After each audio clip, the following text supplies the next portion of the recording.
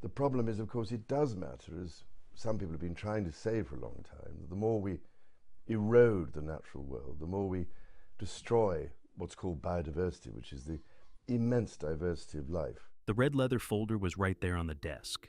Prince William stood by the door, waiting for his father to read the final page.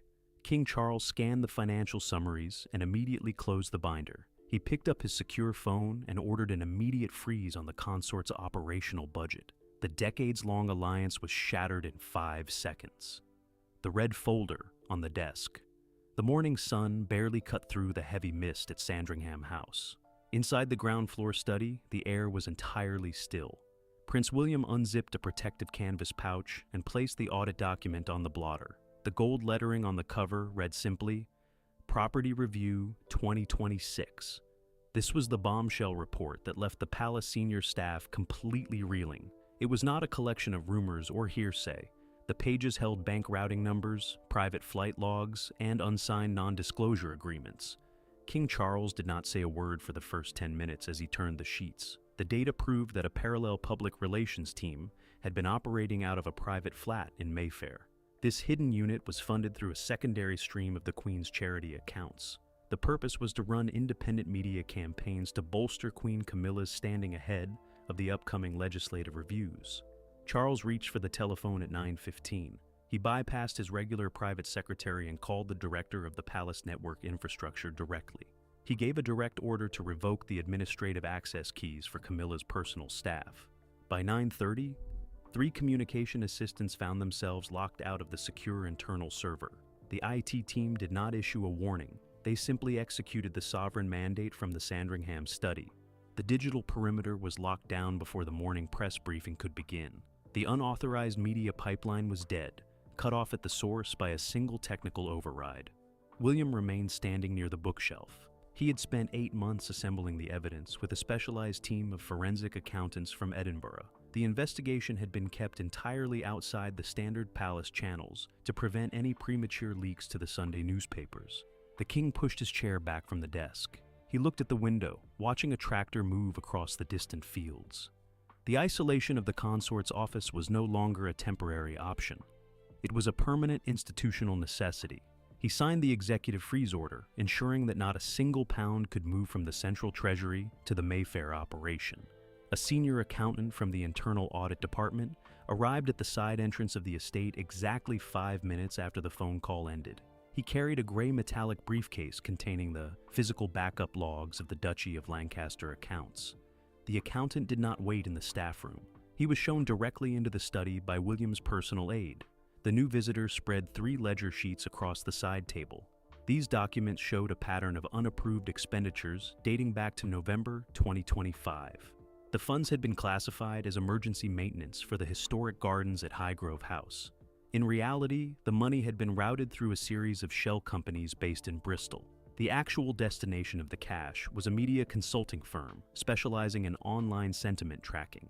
This company had been hired to monitor the popularity metrics of different senior royals.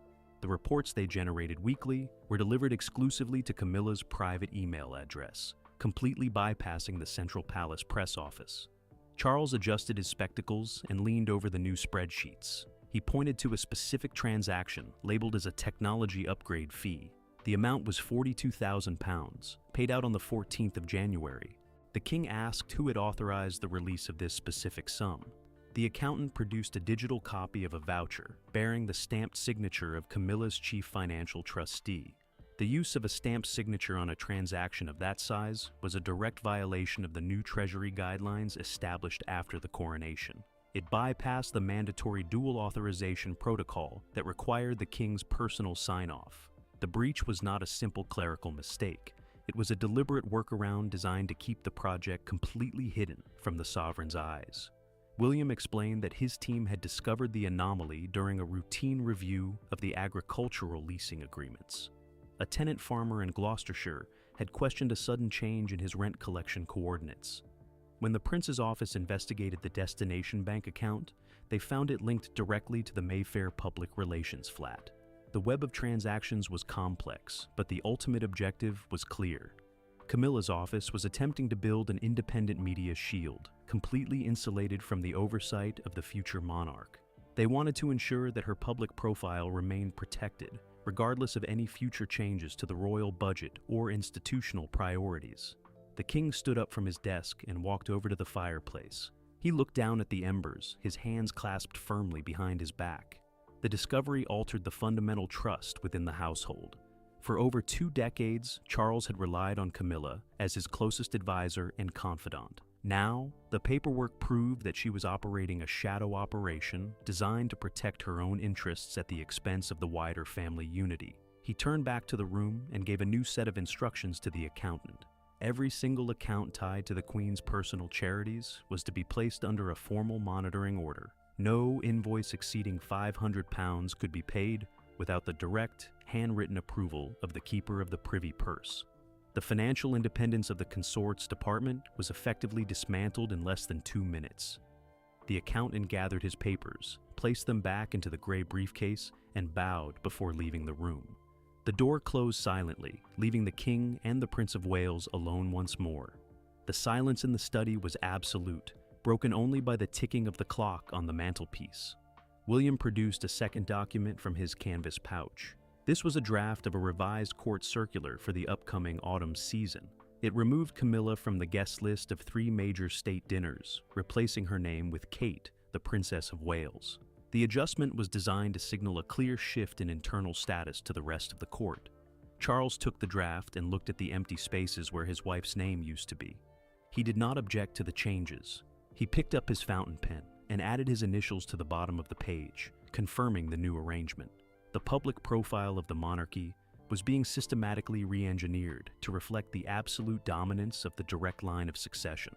By 11 o'clock, the news of the server lockout had reached Camilla's staff at Clarence House.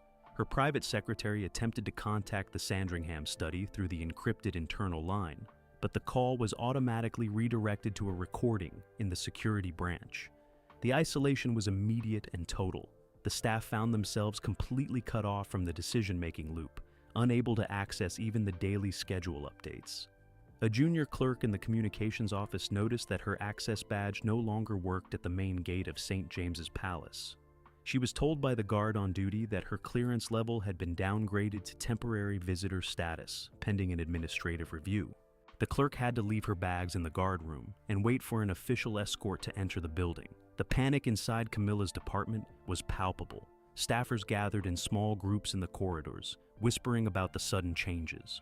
They knew that a major shift was happening, but none of them had seen the red folder or understood the true extent of William's investigation. They only knew that their authority had vanished between the morning shift changes. Back at Sandringham, the king sat down at his desk once more. He opened his diary and canceled a private lunch that had been scheduled with Camilla for the following afternoon. He replaced the slot with a briefing session involving the head of the Royal Protection Detail. The security arrangements for the family were also being updated to reflect the new administrative boundaries. The report had done its work. The old alliances within the palace walls were officially dead, replaced by a rigid clinical framework designed to secure the future of the crown at all costs. The fallout from the sovereign audit was just beginning, and the palace was left reeling from the speed and precision of the strike. The isolation of the consort's office. A white removal van backed into the courtyard of St. James's Palace at 1 o'clock. 2 men in unmarked gray uniforms began loading metal filing cabinets onto the hydraulic lift. A palace security guard stood beside the cab, holding a clipboard with a fresh corporate stamp. The paperwork came directly from the office of the master of the household. The files inside those cabinets belonged to the Queen's administrative staff. They contained invitation lists, travel vouchers, and internal seating charts for the next 12 months. By removing these physical documents, the king's team seized total control of the daily operation. Camilla's staffers could not schedule a single meeting without asking for the files back. The administrative lockdown intensified over the next hour. A technician arrived at the main switchboard room in the basement. He unhooked 3 telephone lines tied to the private secretary's desk. Callers trying to reach the consort's team were automatically redirected to a standard palace automated message. The strategy was simple: cut the physical lines of communication to stop the media strategy. It was an organizational blockade. The decision followed a strict timeline established during a security meeting held in Gloucestershire earlier that month. A specific name disappeared from the official gate logs at the main entrance. A senior advisor who had worked with Camilla since 2005 arrived at the security booth. The barrier did not lift. The guard on duty politely informed him that his name had been deleted from the active personnel registry. The advisor produced his plastic identification card, but the electronic reader blinked red twice. He had to turn his vehicle around on the public road, right in front of the waiting photographers. The rejection was visible, immediate, and permanent. Inside the palace, the staff members who remained at their desks received a digital notification on their screens. The message outlined new rules for interacting with external public relations firms. Any employee found sharing internal scheduling details with outside entities faced instant dismissal. The memo did not mention the Mayfair flat or the financial audit. It relied entirely on standard employment clauses regarding confidentiality. The dry legal language made the message even more intimidating to the junior clerks. By 3 o'clock, the physical separation reached the private apartments. A locksmith began changing the brass cylinders on the doors leading to the West Wing archives. These rooms held the historic correspondence files of previous consorts, which Camilla's team frequently referenced for ceremonial precedent. The old keys were collected in a leather pouch and taken down to the equerry's office. A new set of electronic keycards was issued exclusively to the king's personal staff. The West Wing was effectively sealed off from the rest of the household before tea time. The administrative wall extended to the transport pool as well. The scheduling manager received a directive to cancel a booking for a royal helicopter scheduled for the following Tuesday. The flight was meant to take Camilla to a regional charity exhibition in Yorkshire. The manager updated the flight log with a brief notation: mission canceled by sovereign authority. The helicopter was reassigned to a military training base in the south of England instead. The charity organizers were notified by email that a local Lord Lieutenant would attend the event in the Queen's Place.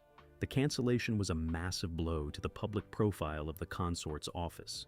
It signaled to regional organizations that her presence was no longer guaranteed or supported by the central hub.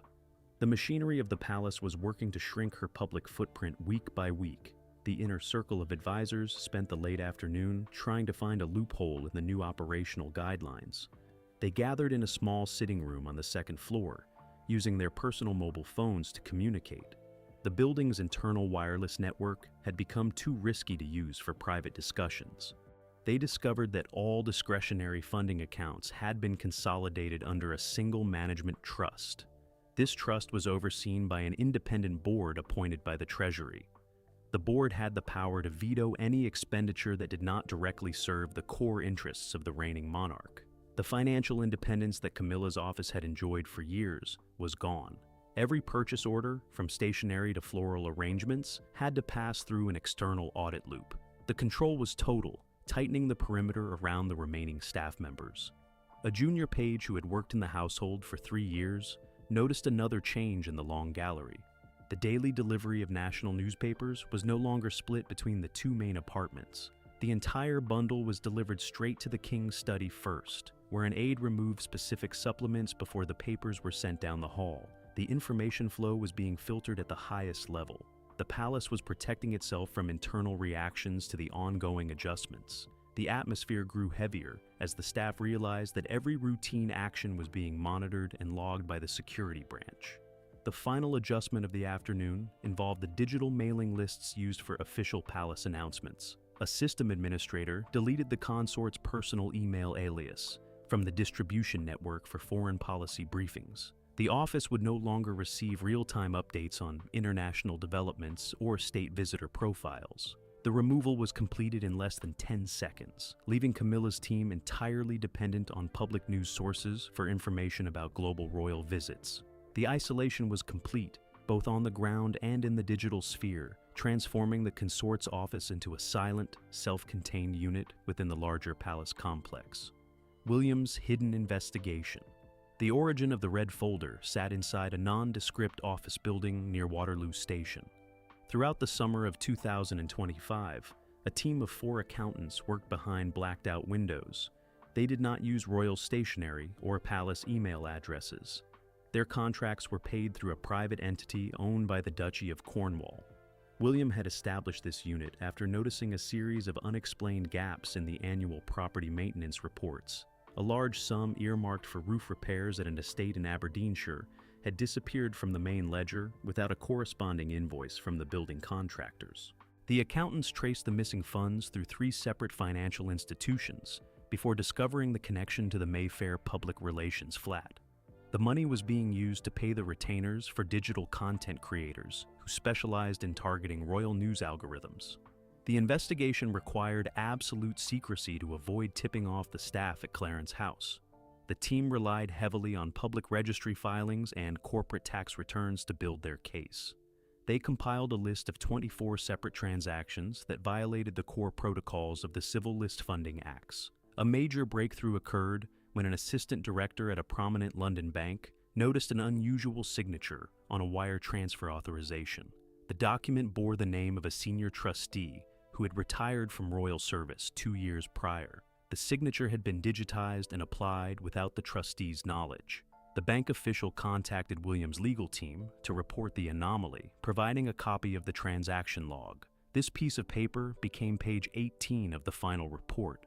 It provided the concrete proof of fraud that the prince needed to present the matter directly to his father. The accountants also uncovered a series of private flight logs that did not match the official court circular. A private jet had been chartered 6 times to ferry individual media consultants between London and Geneva. The invoices for these flights were disguised as transport costs for historical art conservation projects. The depth of the operation shocked even the veteran researchers. It was a fully funded professional shadow campaign designed to influence public perception independently of the official palace channels. The resources used could have funded an entire regional charity branch for a decade. William reviewed the findings every Friday evening at his private residence. He insisted on double-checking every bank routing number and contract date myself to ensure the report was completely bulletproof. One single mistake would allow the consort's legal team to dismiss the entire document as a political attack. The final report was bound in red leather on the 1st of April. It contained over 200 pages of text, charts, and verified bank statements. The document was kept in a biometric safe until the moment the prince traveled to Sandringham to deliver it to the king. The mystery of how the Mayfair operation had remained hidden for so long was resolved on page 92. A mid-level clerk in the palace finance office had been systematically altering the internal tracking codes to hide the destination of the funds. The clerk had been promised a permanent position in the new media unit once it became public. The discovery of the internal leak allowed William to dismantle the network from the inside out. The clerk was suspended without pay the same morning the report was placed on the king's desk. The administrative defense was complete, leaving the shadow operation without its primary facilitator inside the palace walls. The investigation proved that the modern heir to the throne was running a highly sophisticated oversight system, capable of monitoring even the highest levels of the royal household. The old days of unvetted expenditures and unchecked family accounts were officially over, replaced by a rigid, data-driven approach to institutional survival. The silent dinner at Windsor. The private dining room on the first floor of Windsor Castle was illuminated by exactly 8 beeswax candles. Outside, the wind rattled the heavy glass panes looking out over the quadrangle. A single footman stood near the service door, his eyes fixed on the silver carving trolley. The table was set for 3 people, but the silence inside the room was absolute. King Charles sat at the head of the table, his fingers tracing the edge of a crystal water glass. Prince William sat to his right, a leather notebook resting beside his bread plate. Queen Camilla sat at the opposite end of the long mahogany surface. Between them sat a serving platter of roasted pheasant that remained completely untouched as the clock chimed 8. The physical arrangement of the dinner broke a decades-long personal habit within the family. For over 20 years, Charles and Camilla had sat adjacent to each other during private evening meals, sharing notes on the day's events. Tonight, the distance between them stretched the entire length of the table, creating a visible chasm that the household staff could not ignore. The footman stepped forward to clear the soup bowls, the porcelain clicking sharply against the wood. No one spoke a word of thanks. The tension was not loud or explosive. It was a cold, administrative freeze that seemed to lower the temperature of the entire room. The king looked directly past his wife, focusing instead on the architectural drawings William had laid out near the salt cellar. The confrontation remained entirely nonverbal for the first 3 courses of the meal. Camilla reached for the wine decanter, but the footman intercepted her hand, pouring the liquid according to the strict, silent pacings dictated by the king's private secretary. The gesture made it clear that even the domestic routines were now under external management. The silence was a deliberate strategy. Charles had been advised by his constitutional counselors to avoid any verbal debates regarding the red folder while the administrative freeze was being implemented. Every word spoken in a private room could be used by internal factions to complicate the legal restructuring of the household budgets. The core revelation of the report sat between them like a physical barrier. The text had proved that the Mayfair flat was not just tracking public sentiment, it had actively budgeted for an independent media counter-offensive designed to challenge William's authority over the duchy properties. The Shadow Unit had spent over £90,000 in the first quarter of 26 alone to manipulate online search metrics. Camilla placed her linen napkin on the table at 8:30. She looked directly at William, her expression hardening in the candlelight. The prince did not look up from his notebook. He picked up his pen and made a brief notation regarding the upcoming security transitions at Highgrove House. He was acting as the clinical executioner of the old regime, completely detached from the personal history of the room. The king finally spoke as the dessert tray was brought in. He did not address the emotional impact of the shadow campaign. He simply stated that the housing allocations for the upcoming state visit had been finalized. The apartments traditionally reserved for Camilla's personal guests at Windsor had been reassigned to the security detail, overseeing the international delegations. The statement was short, dry, and delivered with absolute finality. It was the verbal confirmation of the physical eviction that had begun at St. James's Palace earlier that afternoon. The space around the consort was shrinking by design, reducing her capacity to host or influence external advisors within the royal residences. Camilla did not offer a defense or a counter-argument. The presence of the footman and the strict protocol of the room prevented any raw, emotional outbursts. She gave a single, slow nod, acknowledging the shift in territory. The paperwork in the red folder had stripped her of the leverage needed to negotiate terms. William closed his notebook with a firm snap that echoed off the stone walls. He stood up first, bowing to his father before exiting through the gallery door. He did not look toward the end of the table. His departure signaled the end of the formal audience, leaving the king and the consort alone in the flickering candlelight for less than 30 seconds. Charles stood up immediately after his son, bypassing the main hallway to take the private spiral staircase down to his study. He did not offer a standard evening greeting or look back at the table. The door clicked shut, leaving Camilla alone with the empty crystal glasses and the silent footman. The old alliance was not just fractured, it was systematically erased from the daily routine of the castle, reassigning the royal patrons. By 7 o'clock the next morning, the administrative consequences of the silent dinner reached the desk of the military secretary at Whitehall. A courier delivered a red cylinder containing 3 letters of patent signed by the king. These documents stripped the queen consort of her honorary colonelcies over 3 historic regiments. The titles were not left vacant. The text explicitly transferred the honorary leadership of the units to Kate, the Princess of Wales, effective at noon. This move removed Queen Camilla from the traditional military pageantry that formed the backbone of the upcoming summer calendar. She would no longer wear the regalia or take the salute at the ceremonial parades. The shift was a tactical removal of institutional status. In the hierarchy of the court, military patronages represented the ultimate bond between the sovereign's family and the defense forces. By transferring these roles to Kate, King Charles was consolidating the public symbols of power within the direct line of succession, leaving the consort without an official platform in the armed services. Camilla's chief of staff arrived at the administrative office at 9 to find a transfer directive waiting on his keyboard. He was offered a secondary position as the head archivist at an overseas estate in Gibraltar. The alternative was immediate retirement with a standard civil service package.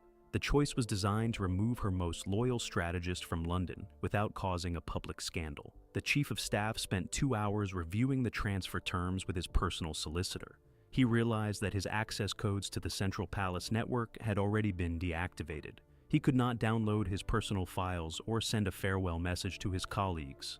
The machinery of the palace had already moved past him, leaving him with no choice but to accept the overseas posting.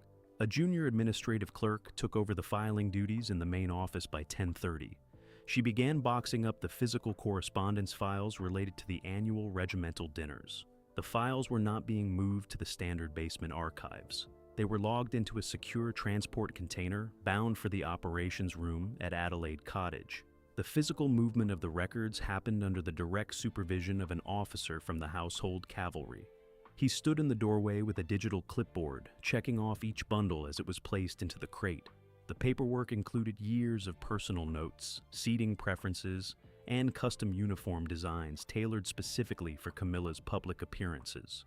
By shifting these logistical records, the King's team ensured that the upcoming autumn military gala would be organized entirely through the new command structure.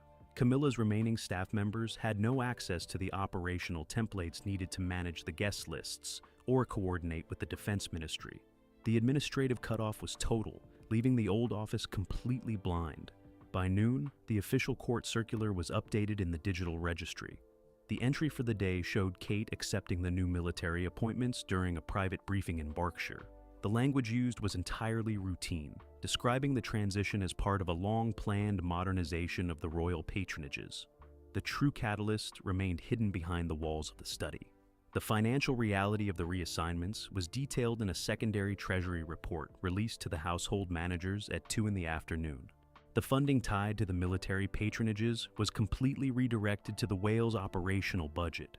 This money would be used to expand the digital media capabilities of Kate's team, turning the old resources against the very faction that had tried to build the Shadow Unit. The budget document also revealed a permanent freeze on the travel expenses allocated to Camilla's personal protection team for international journeys.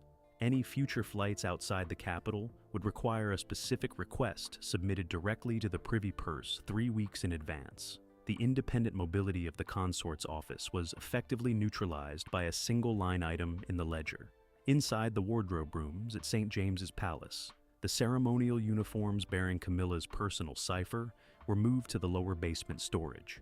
The tailors began working on new designs for the Princess of Wales, utilizing the historic gold thread that had been preserved in the central vault since 1953.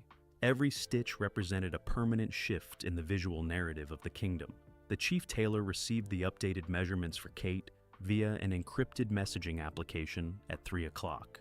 The work order carried an urgent priority tag, requiring the first fitting to be completed before the upcoming weekend.